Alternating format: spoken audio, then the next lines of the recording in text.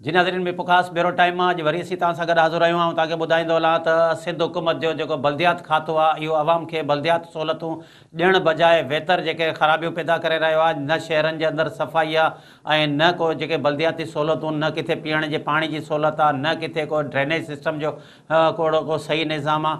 ऐं जॾहिं त बल्दियात खाते में ऐं तव्हांखे ॿुधाईंदो हलां त किरोड़नि रुपयनि जूं बल्कि अरबनि रुपयनि जूं बजटूं आहिनि, उहे बजटूं ख़बर न किथे ख़र्च थियनि थियूं। ऐं मुख़्तलिफ़ जेकॾहिं गुज़िरियल जेकॾहिं पीपल्स पार्टी असीं टेनेवर चऊं त उन में जे बल्दियात खाते जे मुख़्तलिफ़ इंक्वायरियूं थियूं, मगर उनजी का बि रिपोर्ट न आई। मगर हिन वक़्तु तक़रीबन 3 महीने खां वधीक जेके गुज़री विया आहिनि ऐं उन में जेके यूनियन काउंसिलनि में जेके फंड अचनि पिया उहे फंड बि ख़बर न किथे ख़र्च थियनि था। हिकु बि का बि मिसाली यूनियन काउंसिल कोन्हे जेको हिन फंडनि मां ख़र्च कयो हुजनि। अहिड़ी तरह उमरकोट ज़िले जी सूरत हाल तव्हांखे ॿुधाईंदा त उमरकोट ज़िले जे अंदरि जेको हिकु म्यूनसिपल कमेटी ऐं 7 टाउन कमेटियूं आहिनि, जॾहिं त म्यूनसिपल कमेटी जी सालियानी बजट 30 करोड़ रुपया आहे, हिकु ज़िले काउंसिल जी बजट जेका आहे 69 करोड़ रुपया आहे। ज़िले में जेके 42 यूनियन काउंसिलूं आहिनि ऐं उन खां अलावा जेको कुंडरी आहे सालियानी बजट 29 करोड़ रुपया 29 करोड़ 6,92,000 रुपया आहे। तरक़ियाती कमनि लाइ रखिया विया आहिनि ऐं 17 करोड़ पघारनि जे मद में बि रखिया विया आहिनि। सालियानी बजट जेका 42 करोड़ 4,63,000 रुपया आहे। अहिड़ी तरह अॼु असां गॾु जेको आहे जेको टाउन कमेटीज़ जे ढोरो नारो जी सालाना बजट जेका 13 करोड़ 41,43,000 रुपया आहे।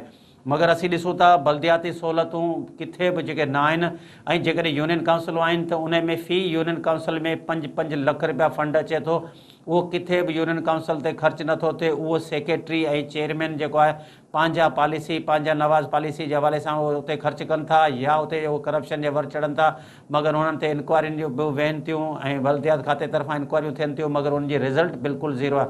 उन हवाले सां अॼु असां सां गॾु उमरकोट ज़िले जे अंदरि जी सूरत हाल, उमरकोट जेका म्यूनसिपल कमेटी आहे उन तां जेको उन जे चेयरमैन आहे म्यूनसिपल कमेटी जो ख़ालिद सराज सुमरे सां या उते जे शहरनि जा जेके तव्हांखे असीं वीचार ॿुधाईंदासीं उन्हनि जी छा ॻाल्हि ॿोला, छा बल्दियात खाते में उन्हनि खे जेके सहूलियतूं मिलनि थियूं या नथियूं मिलनि। अचो त अलीमरा दल जी ही रिपोर्ट ॾिसूं या अलीमरा दल जेको हुननि सां ॻाल्हि ॿोल कई आहे ऐं उते जे चेयरमैन सां उते जे शहरनि सां। जी नज़ीर, उमरकोट में पाण ॻाल्हि करियूं बल्दियाती इदारनि जी कारकर्दगी या उन्हनि पारां आवाम खे मिलंदड़ सहूलियतुनि जी, त तव्हांखे ॿुधाइणो हलां त उमरकोट हिकु डिस्ट्रिक्ट काउंसिल जेका 42 यूनियन काउंसिल ते मुश्तमिल आहे ऐं 42 यूनियन काउंसिल ते मुश्तमिल डिस्ट्रिक्ट काउंसिल उमरकोट जो तक़रीबन 69 करोड़ रुपया सालाना जेको बजट आहे।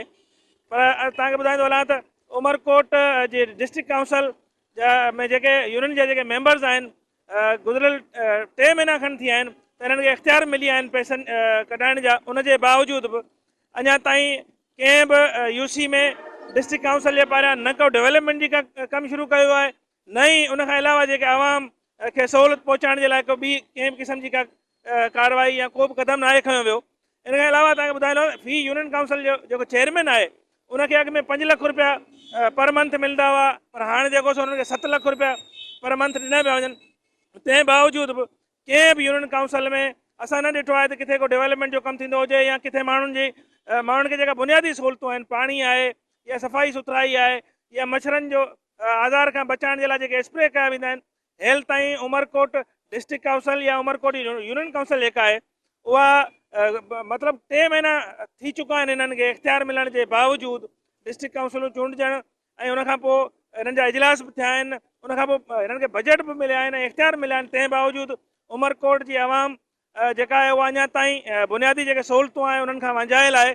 उन सां गॾोगॾु तव्हांखे ॿुधाइणो हूंदो आहे उमरकोट ज़िले में 7 टाउन कमेटियूं ऐं हिकु म्यूनसिपल कमेटी आहे, जंहिंखे पुर सिंध गवर्नमेंट जे तरफ़ां फ़ी वार्ड खे 8 लख रुपया पर मंथ ॾिना पिया वञनि। ऐं उमरकोट म्यूनसिपल कमेटी जेका आहे उन में 14 वार्ड आहिनि ऐं हिन जो जेको सो सालाना तक़रीबन 30 करोड़ खनि जो बजट ॿुधायो पियो वञे। उन 30 करोड़ जे बजट जे बावजूद उमरकोट शहर में हेल ताईं म्यूनसिपल जे तरफ़ां किथे बि का डेवलपमेंट नज़र नथी अचे, न ई माण्हुनि खे जेको ॿियूं जेके बुनियादी सहूलियतूं आहिनि। माण्हू अक्सर करे असां ॾिसंदा आहियूं त शहर जा माण्हू पीअण जे पाणी जे बहिरान जूं शिकायतूं कंदा रहंदा आहिनि, एहतिजाज कंदा रहंदा आहिनि। उनखां अलावा सफ़ाई सुथराई जा जाम मसइला आहिनि जंहिंजे लाइ पिणु माण्हू दाऊं कंदा आहिनि। असां ॾिसूं था त उमरकोट शहर या ॿिया उमरकोट ज़िले जा जेके शहर आहिनि उहे गटरस्थान लॻा पिया आहिनि, सफ़ाई सुथराई जो अमल बिल्कुलु ज़ीरो आहे।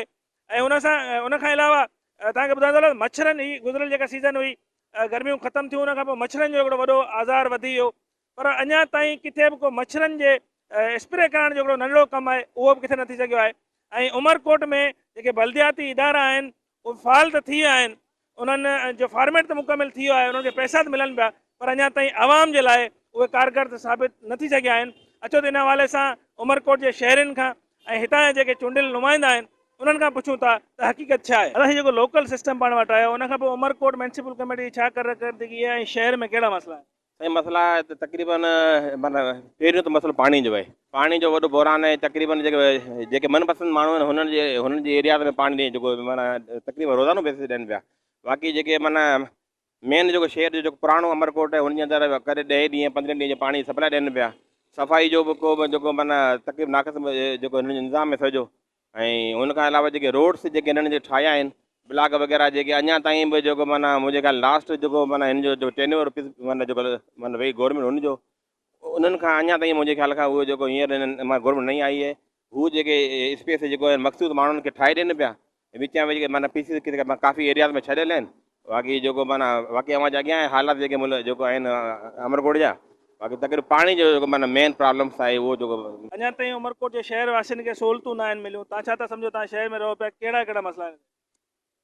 मुंहिंजे मालूमात जे हद ताईं जेसि ताईं तालुक़ु आहे फिनांस डिपार्टमेंट जो ऐं बल्दियात जो जेको सेक्रेटरी आहे या डायरेक्टर त ख़ैर हेठि हूंदा आहिनि, उन्हनि फंड रिलीज़ कराइण जे हवाले सां या फंड जेके आहिनि तिन ते इख़्तियारात जेके चेयरमैननि जा आहिनि या जेका जॉइंट क़िस्म जी ऑफिसरनि जी जेका सही थिए थी उन ते मामला हुआ, उन में को सिस्टम हो या उन में कंहिं चबड़ाटे बबड़ाटे जा के मामला हुआ उहे तय थी चुका आहिनि ऐं हाणे पैसा अचनि पिया ऐं हाणे ठीका बि थींदा ऐं उन में सभु कुझु इहे शयूं जेके तव्हां चओ था त तरक़ी सां गॾोगॾु तनज़ुल बि थींदो। उनखां अलावा साईं डिस्ट्रिक्ट काउंसिल में जेके पैसा आहिनि उहे पिया आहिनि, उन्हनि जो बजट अचे पियो। जॾहिं हर यूसी चेयरमैन खे 7 लाख रुपया पर मंथ मिले पियो, पर तव्हां कंहिं बि यूसी में किथे का डेवलपमेंट खे छॾे करे आवाम जी भलाई जेको मच्छरनि जो स्प्रे थींदे ॾिठो, किथे को माण्हुनि जी सहूलियत जे लाइ को कमु थींदे ॾिठो?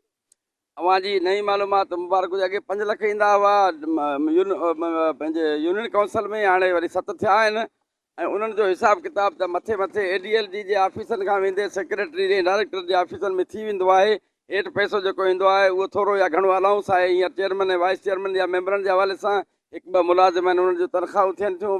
बाक़ी डेवलपमेंट सेक्टर वारो पैसो उहो चबड़ाटे में 100% हलियो वेंदो आहे ऐं उहा ई साॻी ॻाल्हि डिस्ट्रिक्ट काउंसिल जी बि आहे। डिस्ट्रिक्ट काउंसिल जी ज़रूरत बि न आहे, छाकाणि त जॾहिं म्यूनिसिपल आहिनि, टाउन आहे, यूनियन काउंसिलूं आहिनि त डिस्ट्रिक्ट में करे छा थी, हुनजो माना क्या बेचती है वो। लेकिन इहो हिकिड़ो सिस्टम आहे, कानून में हुनजी गुंजाइश आहे। पर आउं हींअर डिस्ट्रिक्ट काउंसिल जे चेयरमैन वटि बि कलाक खनि वेही आयो आहियां ऐं हुन वटि जेके बि माण्हू आया हुननि खे माना पुट ॾिना पे, कंहिंजो बि कमु कोन्ह, कंहिं पाणी बि कोन्ह थो मिलियो हुते। ऐं उन डिस्ट्रिक्ट काउंसिल जे चेयरमैन साहिबु वरी चयो त बाबा पनो वठी आ त फलाणे शाह साहिब ॾांहुं ख़त लिखी ॾियां। उहो हिकिड़े पनो आंदो, चयो बाबा पेन वठी आ त शाह साहिब ते ख़त लिखां त पेन बि तूं वठी आ।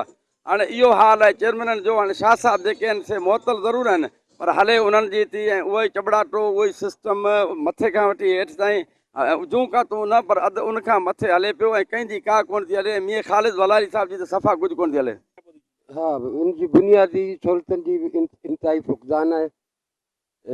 जेसि ताईं अथॉरिटी न मिलंदी तेसि हीअ कमकारनि बि न करे सघंदा चेयरमैन साहिब ऐं काउंसलर साहिबान, तंहिं करे फ़ौरन अथॉरिटी ट्रांसफर कई वञे। अथॉरिटी हिननि खे 3 महीना अॻु हिननि खे जेको सो इख़्तियार मिली विया आहिनि, हीअ पैसा जेको यूटिलाइज़ करे सघनि था। उनजे बावजूदि माण्हुनि खे जेको ॾिसो सफ़ाई सुथराई पीअण जो पाणी इहे शयूं त बुनियादी शयूं। उनजो फुक़दान आहे साईं, एडमिट करियां थो उनजो फुक़दान आहे, फुक़दान आहे। केरु ज़िम्मेदार आहिनि जो ऐं छा थियणु खपे? बसि लोकल गवर्नमेंट जा नुमाइंदा, लोकल गवर्नमेंट ख़ुदि, इहो ई सबबु आहे। सम्झो था इहे माण्हू संजीदा ई न आहिनि माण्हुनि खे सहूलियतूं ॾियनि। हा, लॻे ईअं। जी, असां हिन वक़्तु म्यूनिसिपल कमेटी उमरकोट जे चेयरमैन ख़ालिद सराज सुमरो साहिब सां गॾु आहियूं। ख़ालिद साहिब, म्यूनिसिपल कमेटी उमरकोट जो जेको काउंसिल बहाल थियण खां पोइ उन खां पोइ शहरनि खे जेके सहूलियतूं आहिनि उन्हनि जी छा सूरत हाल आहे या उन खां पोइ मसइला कहिड़ा कहिड़ा?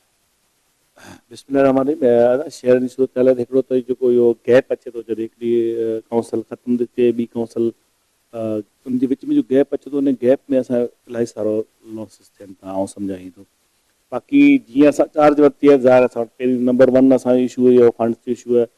फंड्स जो इशू इन सेंस खां ॿाहिरि त असांजी आदमशुमारी तमामु घणी आहे। असां वटि पॉपुलेशन घणे, वार्ड्स घटि ठहियल आहिनि, जेको असां सां वॾी ज़्यादती आहे त वार्ड असांजा ॿीणा हुजनि खपनि, हिन जा 3 वार्ड हुजनि खपनि। फंड्स अचनि था वार्ड्स जे हवाले सां, त उन में असां वटि 14 वार्डनि फंड्स घटि अचनि था। ऐं ॿी ॻाल्हि इहा त जीअं असां वापसि आयासीं त असां वाटर सप्लाई बि असांखे वापसि हैंड ओवर थी जेका पब्लिक हेल्थ वटि हुई हालांकि वाटर सप्लाई तमामु सुठी ठहियल हुई पब्लिक हेल्थ इंजीनियरिंग जेको आहे सो उनजी सही सार संभाल न लही असां वापसि आयासीं वाटर सप्लाई बि असांजी ॾाढी ख़राबु सूरत हाल में असांखे वापसि मिली आहे सफ़ाई सुथराई जे हवाले सां असांजी मशीनरी बि ख़राबु आहे ऐं हाणे इशूज़ इहो आहिनि त जीअं असांखे चार्ज मिली आहे पावर असांखे मिलिया आहिनि त इलेक्शन कमीशन तरफ़ां बैन बि अची वियो छा त तव्हांखे ख़बर आहे जनरल इलेक्शन अॻियां सिर थिया आहिनि हाणे 8 फेबरवरी हुनजी अनाउंसमेंट थी आहे इन डेट ताईं असांखे नई न असां टेंडर करे सघूं था न असां का शइ परचेज़ करे सघूं था हाणे इहो ई आहे त असां वटि जेको स्ट्रक्चर मौजूदु आहे उन स्ट्रक्चर में उन सिस्टम जे अंदरि रही करे उनखे मेंटेन करे उनखे हलायूं पिया उनमें तकलीफ़ आहे असांखे मुश्किलातूं बि आहिनि सफ़ाई सुथरे हवाले सां जेतिरो हुजणु खपे उहो न आहे वाटर सप्लाई असांजी ऑलरेडी जेको आहे सो कोई आहे 60-70 हज़ार पॉपुलेशन ते मुश्तमिल जेका 2005-6 जी स्कीम आहे ऐं हाणे असां वटि आदमशुमारी जेका आहे उहा 1,50,000 खां प्लस आहे जेका ऑन रिकॉर्ड आहे ऐं असां वटि तव्हांखे ख़बर आहे त नारे ऐं थर जो संगम हुजण जे करे उमरकोट शहर हिकु वॾी छपर छांव जी हैसियत रखे थो ॿोर मुतासिरीन ऐं होॾां थर में जेकॾहिं कहत अचे थो उहो माण्हू हिते इलाही सारो माण्हू उहो रहे थो जेको असां वटि आदमशुमारी पंहिंजी नथो डिक्लेयर करे उन्हनि जी तादाद आउं सम्झां त 10 मिलियन खां प्लस हूंदी माना 1 लख माण्हू अहिड़ो आहे जेको माण्हू असां वटि आदमशुमारी नथो लिखाए मक़सदु 1.5 लख जी आदमशुमारी काउंट आहे 1 लख जी आदमशुमारी काउंटेबल कोन्हे 2.5 लख जी आदमशुमारी आहे वाटर सप्लाई असां वटि आहे 60-70 हज़ार माण्हुनि जी डेफिनेटली कोई 300-400 टाइम्स जेको आहे उहो शॉर्ट आहे उन सभु मौजूदगी में जेतिरो असां करे सघूं था जेतिरे असां वटि वसाइल आहिनि जेको असां वटि शयूं मौजूदु आहिनि उन सिस्टम ते जेतिरो असां बहितर करे सघूं पिया उहो कयूं पिया नज़ीर तव्हां उमरकोट जे शहर वासियुनि जूं ऐं हितां जेके चूंडियल नुमाइंदा आहिनि उन्हनि जूं ॻाल्हियूं ॿोलियूं तव्हां ॿुधियूं असल में शहरवासी अक्सर करे असां ॾिसंदा आहियूं त इहे शिकायतूं ऐं इहे दावूं कंदा रहनि था त उन्हनि खे जेके उन्हनि जा जेके बुनियादी हक़ आहिनि जेके उन्हनि जूं बुनियादी सहूलियतूं आहिनि उहे बि नथियूं ॾिनियूं वञनि ऐं लोकल गवर्नमेंट हिकिड़ो अहिड़ो निज़ाम आहे जेको पूरी दुनिया में हेठे लेवल ते जेके मसइला आहिनि उहे हल कंदा आहिनि ऐं लोकल सतह ते जेके माण्हुनि खे सहूलियतूं आहिनि उहे मुहैया कयूं वेंदियूं आहिनि पर हिते असां वटि ॾिठो इहो पियो वञे त लोकल गवर्नमेंट जो निज़ाम जुड़ण जे बावजूदि बि हेल ताईं आवाम जेका आहे उहा पंहिंजे बुनियादी हक़नि खां वांझियल आहे असां ॾिसंदा आहियूं त अक्सर करे शहरनि जूं जेके घटियूं आहिनि उते गटर उथरिया पिया हूंदा आहिनि गंद किचिरो नालियूं जंहिंजे करे माण्हुनि में बीमारियूं पकड़जनि थियूं माण्हू मुख़्तलिफ़ जेके मर्ज़नि में मुब्तला थी विया आहिनि उनखां पोइ पाणी जेका इंसान जी बुनियादी ज़रूरत आहे इंतिहाई जेका अहम ज़रूरत आहे इंसान जी उहो पाणी उमरकोट जहिड़े शहर में जेको अॻे ई हिकिड़ो रेगिस्तान वारो वारी वारो इलाइक़ो आहे ऐं हिते जेको जर जो पाणी आहे खारो आहे हिन जो हितां जेको वाटर सप्लाई जो निज़ाम आहे या जेको फिल्टर प्लांट जो सिस्टम आहे उहो नाकारा आहे उनखां पोइ माण्हुनि खे जेको पाणी आहे उहो 15-15 ॾींहं 20 ॾींहं महीनों थी वेंदो आहे के अहिड़ा इलाइक़ा आहिनि जिन में माण्हुनि खे पाणी न मिलंदो आहे ऐं उहे माण्हू उहे जेके ग़रीब माण्हू आहिनि उहे मजबूर आहिनि जेको जर जो पाणी खारो पाणी पीअण ते मजबूर आहिनि पाणी बाक़ी जेके कुझु सरहदी वारा आहिनि त उहे वरी पैसनि एवज़ जेके टैंकर्स घुराए उन सां पंहिंजो गुज़ारो कनि था उनखां अलावा तव्हांखे ॿुधायो शहर में शहरनि जे लाइ कंहिं बि क़िस्म जी का सहूलियत न आहे या कुझु जेको अहिड़ो तफ़री मक़ाम हुजे या अहिड़ो को पार्क हुजे बिल्कुलु उनजी का बि सहूलियत न आहे जेके फैमिलीज़ आहिनि उहे बिल्कुलु घरनि ताईं महदूद आहिनि उमरकोट शहर जेको अक्सर करे अॻु में पुराणे वक़्त में उमरकोट शहर सफ़ाई सुथराई जे लिहाज़ सां तमामु मशहूरु हूंदो ऐं माण्हू मिसालूं ॾींदा हुआ उमरकोट जी सफ़ाई जूं पर अफ़सोस जी ॻाल्हि आहे त उहो हिन वक़्तु उमरकोट जेको शहर आहे जेको उमरकोट ज़िले जो हेडक्वाटर वारो शहर उहो इंतिहाई गंदगी जे वर चढ़ी वियो आहे अक्सर शहर जे इलाइक़ा जेके आहिनि उहे गंदगी जो ढेर बणियल आहिनि ज़रूरत इन ॻाल्हि जी आहे त इंसामिया खे घुरिजे त उमरकोट में जेको ही लोकल गवर्नमेंट जो जेको सिस्टम आहे उनखे बहितर कयो वञे उनखे फ़ाल कयो वञे ऐं उनजो चेक एंड बैलेंस कयो वञे ताकी आवाम खे बहितर सहूलियतूं मिली सघनि जी नाज़रीन अली मुराद दल जी तव्हां हीअ रिपोर्ट ॾिठी हूंदी उते जे शहरनि जी इहा दांव हुई त हिकु त इंक्रोचमेंट आहे ॿिए नंबर ते उते बल्दियात जेके सहूलियतूं मिलणु खपनि ख़ासि तौर ते सफ़ाई आहे ड्रेनेज आहे जेके उहे न हुअण जे बराबरि आहिनि अहिड़ी तरह जेको आहे उतां जो जेको चेयरमैन ख़ालिद सराय सोमरो उनजी दावा आहे त असां बल्दियात जे हवाले सां गुज़िरियल बि जेका असां कमु कया आहिनि हिन दफ़े बि जेका असां बजट रखी आहे उहा उन उमरकोट शहर ते असीं जेका ख़र्च करियूं पिया ऐं जेके बल्दियाती सहूलियतूं असीं उन्हनि खे ॾियूं पिया नाज़रीन वठूं था नंढी साई खां पोइ असीं तव्हां सां गॾु थींदासीं।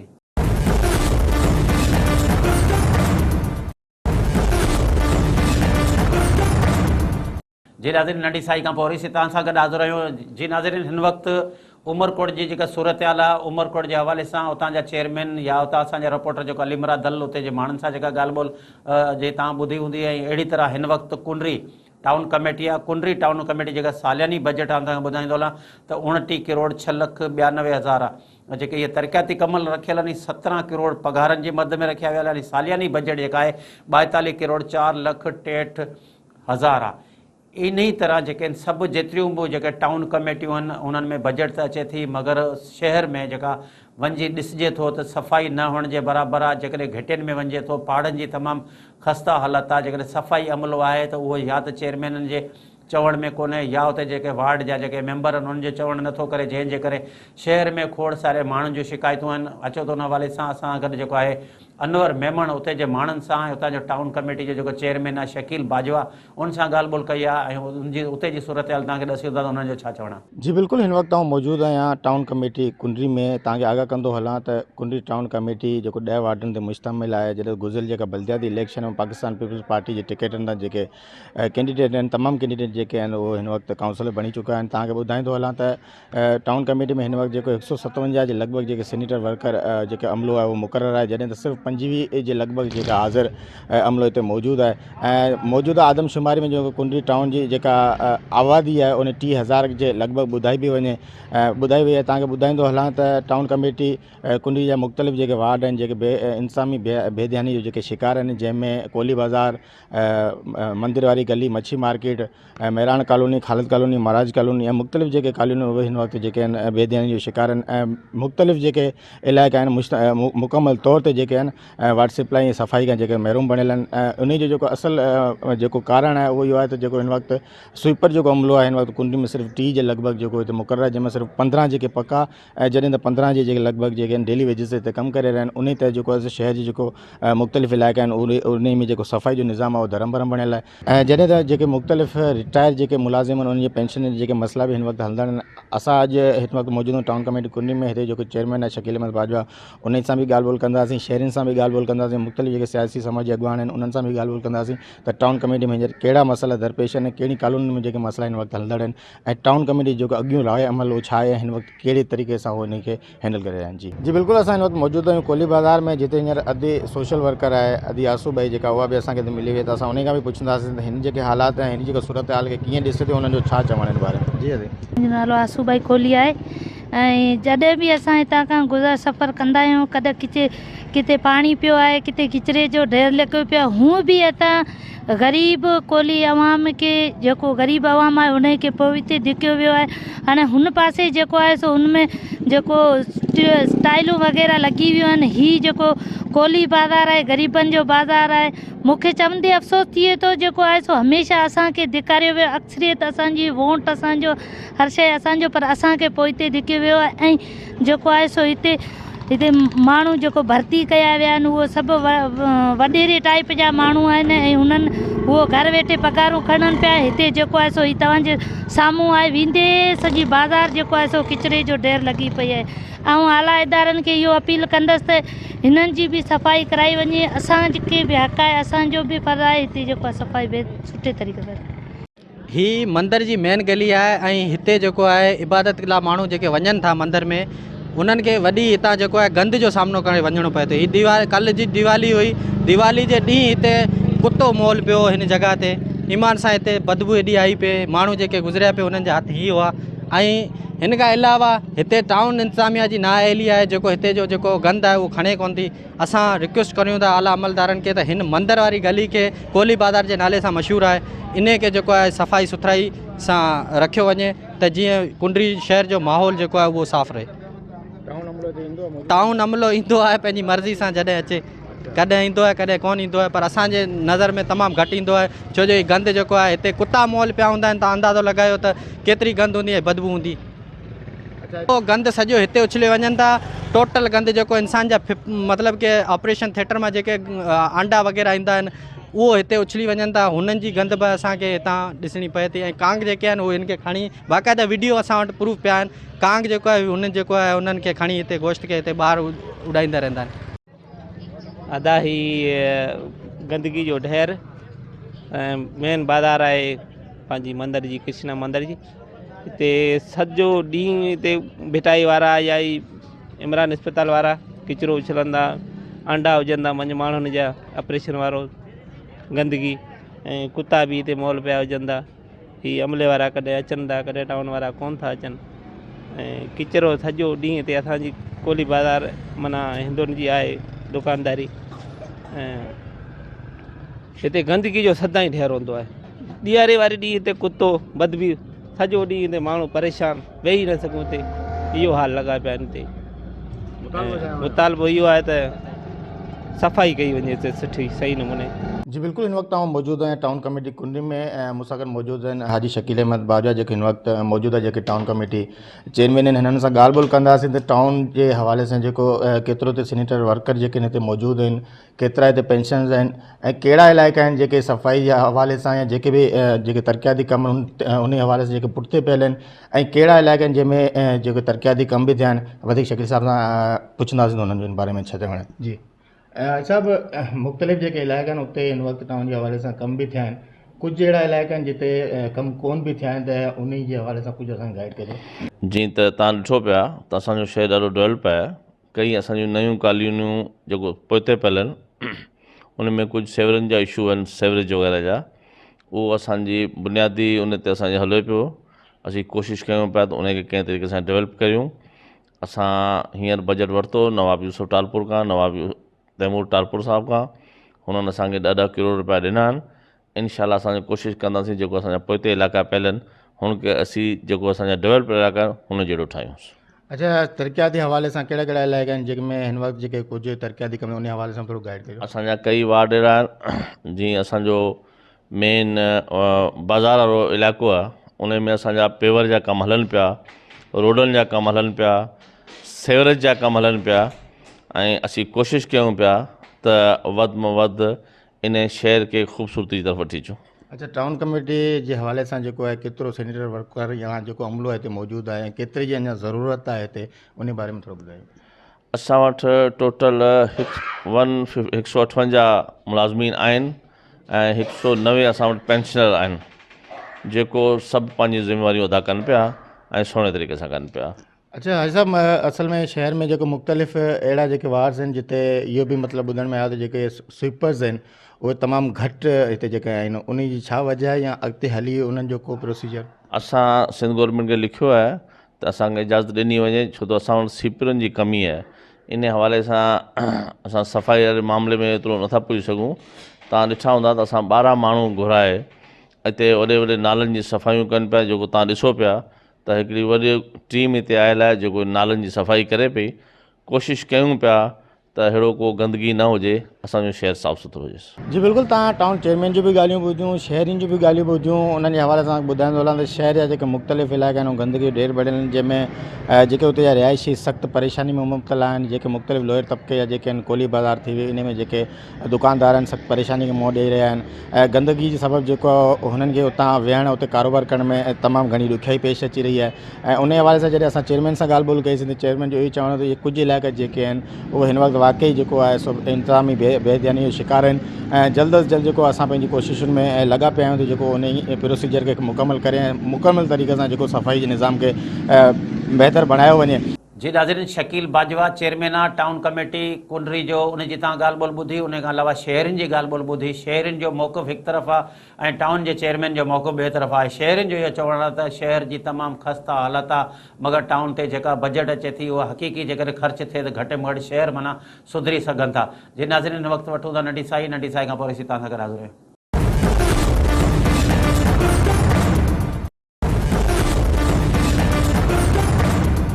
जी नाज़रीन, नंढी साई खां पोइ वरी तव्हां सां गॾु हाज़िर आहियूं। हिन वक़्तु असां ढोरो नारो में जेको लाला भील ढोरो नारो जे शहरियुनि सां, उतां जे टाउन जो जेको चेयरमैन आहे उन सां ॻाल्हि ॿोल कई आहे। ढोरो नारो जे हवाले सां तव्हांखे ॿुधाईंदो हलां त सालियानी बजट जेके 13 करोड़ रुपया आहे, ये जेके नंढा नंढा टाउन आहिनि उन्हनि में बि एतिरी वॾी बजट अचे थी, मगर बजट ख़बर न आहे किथे ख़र्च थिए थी।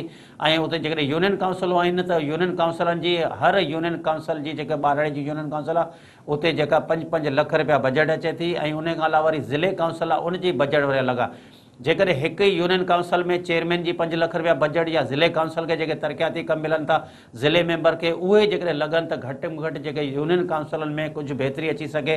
मगर अफ़सोस जहिड़ी ॻाल्हि आहे को बि ख़र्च नथो थिए, पैसा अचनि था मगर पैसा ख़बर न आहे कहिड़े पासे वञनि था। मगर उते जेको बल्दियाती सहूलियतूं ॾियण में बिल्कुलु उतां जी जेका टाउन इंतिज़ामिया बिल्कुलु नाकाम आई आहे। उन सॼी सूरत हाल ते असां गॾु लाला भील हिन वक़्तु मौजूदु आहे। लाला भील ढोरे नारे जी सूरत हाल या उते जे जेका इंतिज़ामिया सां ॻाल्हि ॿोल कई आहे, उनजी ॻाल्हि ॿोल तव्हांखे ॿुधाईंदो उनजो छा चवणु आहे? जी बिल्कुलु, असां हिन वक़्तु मौजूदु आहियूं ढोरनारो टाउन कमेटी में। जेको ढोरनारो टाउन कमेटी आहे हू 8 वार्डनि ते मुश्तमिल आहे, जंहिंमें 5 वार्ड पाकिस्तान पीपल्स पार्टी खटिया आहिनि, जॾहिं त 3 वार्ड जेको आहे GDA उम्मीदवार खटिया आहिनि। ऐं ॿिए तरफ़ असां जेकॾहिं ॻाल्हि कंदासीं ढोरनारो टाउन कमेटी जी बजट जेका सालाना बजट आहे उहा 13 करोड़ 43 लख खां मथे जी जेका उहा बजट पेश थी चुकी आहे।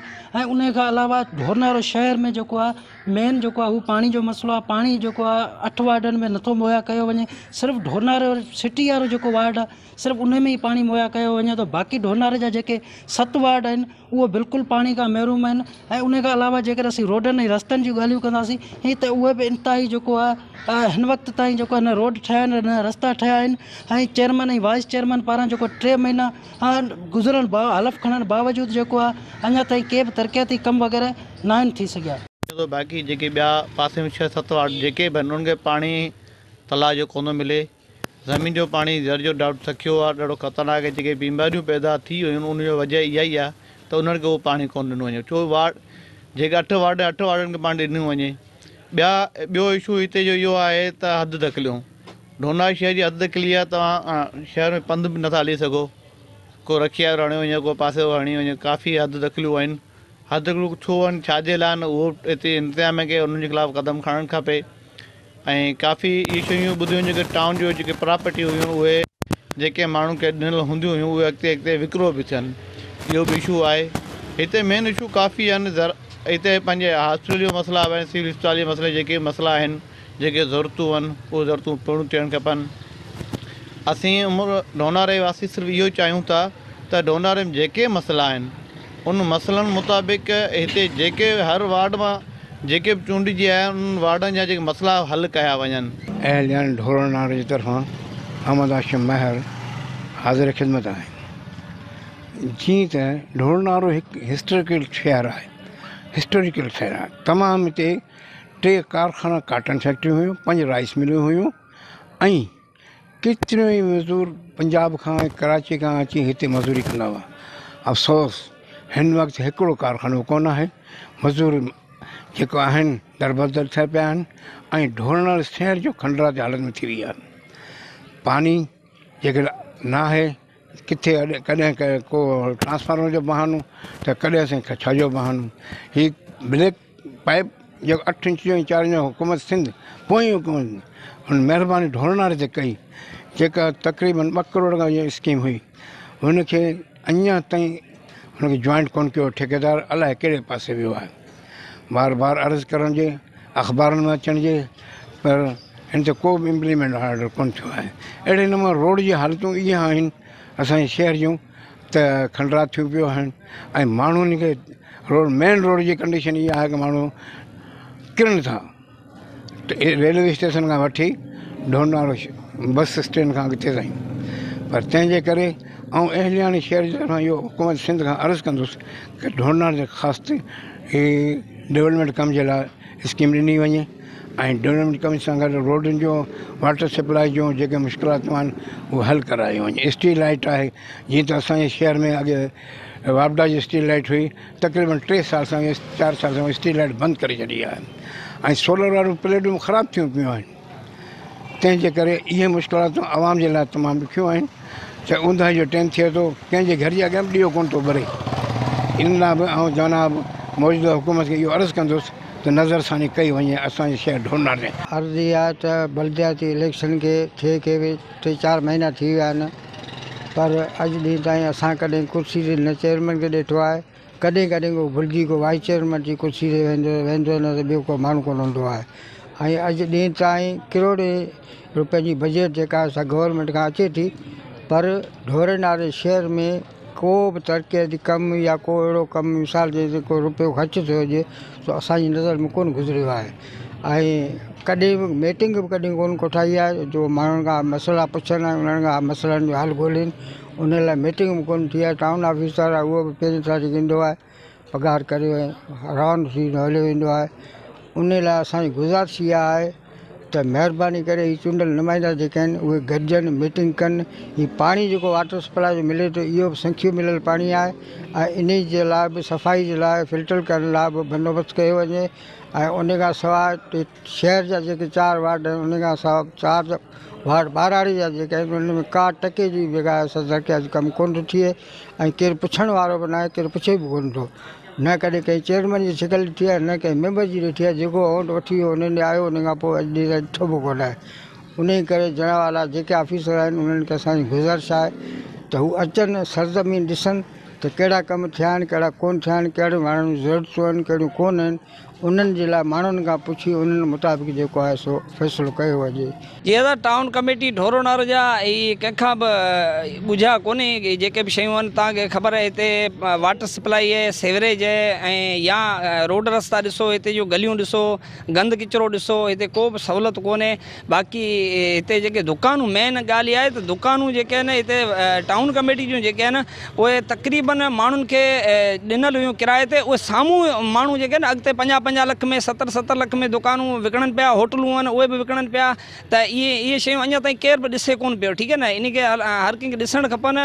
ऐं टाउन चेयरमैन या हिते जी जेका बि इंतिज़ामिया आहे उहो निंड सुतल आहे ऐं उहे ख़बर हूंदे बि बेख़बर बण या शायदि उन्हनि खे का मंथली मिले थी या त छा सम्झूं असां। बहरहाल इहे हर कंहिंखे ख़बर आहे त ढोरनार जा हालात कहिड़ा आहिनि, टाउन कमेटी हिते कहिड़ा उपा वठे बि हर कंहिंखे ख़बर आहे, कंहिंखां बि ॻुझी इहा शइ कोन्हे। बिल्कुलु असां सां गॾु हिन वक़्तु मौजूदु आहे ढोरनारो टाउन कमेटी जो वाइस चेयरमैन हाथीराम ऐं इन सां ॻाल्हि ॿोल कंदासीं त इन जो छा चवणु आहे। असां तक़रीबन असांखे 3 महीना थिया आहिनि, 3-4 महीना जंहिंमें पहिरीं त असांखे पावर कोन हुआ, को बि कमु असीं करे कोन थे सघियासीं। हींअर असांखे पावर मिलिया आहिनि त मथां इलेक्शन जे करे असांजी हर शइ रुकी पई आहे ऐं असांखे कोई बि तरक़ियाती कमु नथो कयो का अञा इजाज़त कोन्हे करण जी। उन ई करे जेको आहे असांजी बि कोशिशि इहा ई आहे त असां वटि बजट बि आहे ऐं असांखे जे अॼु बि असांखे इजाज़त मिले त असां 8 ई वार्ड जेके असांजे टाउन कमेटी जा आहिनि उन्हनि जो तरजीह जी बुनियादनि ते उन जा कमु कयूं ऐं माण्हुनि खे रिलीफ ॾियूं। ऐं हींअर त फ़िलहालु त असीं वेठा आहियूं ईअं, अञा ताईं असांजा हथ बंदि आहिनि ऐं असांखे अहिड़ो को बि हिदायतनामो जारी न थियो आहे, नोटिफिकेशन न निकितो आहे त तव्हां पंहिंजा तरक़ियाती कमु करायो। उन हिसाब सां सो असांजो हींअर त फ़िलहालु इहे सफ़ाई जो सिस्टम आहे या ड्रेनेज जो सिस्टम आहे इहो हले पियो। वाटर सप्लाई इन ते असांजी नज़रसानी आहे। इन में जेको माण्हू असांखे चवे थो उन्हनि खे असीं उन्हनि खे रिलीफ ॾियारियूं था। जेको माण्हू कंहिं जीअं सफ़ाई जे हवाले सां को शिकायत अचे थी त पोइ फ़ौरन हल कयूं था। ऐं ॿियो त फ़िलहालु त आहे कोन, पर जेका असांजी वधि में वधि कोशिशि इहा आहे अॼु बि असांखे इजाज़त मिले त असां कमु करण लाइ तयारु आहियूं ऐं असां 8 ई वार्डनि में तरजीह जी बुनियादनि ते कमु कंदासीं। हिन वक़्तु असां सां गॾु मौजूदु आहे टाउन चेयरमैन हाजी नवाब अली राजड़, उन सां ॻाल्हि ॿोल कंदासीं त उन्हनि जो छा चवणु आहे। तव्हांखे 6 महीना थिया आहिनि हलफ़ खणे खे ऐं जेके ढोरनारे जा जेके तरक़ियाती कम वग़ैरह आहिनि हू अञा स्टार्ट न थी सघिया आहिनि, इन हवाले सां तव्हां छा चवंदो। दादा पहिरीं ॻाल्हि आहे त सिंध गवर्नमेंट डेवलपमेंट ते अञा पाबंदी हणी वेठी आहे।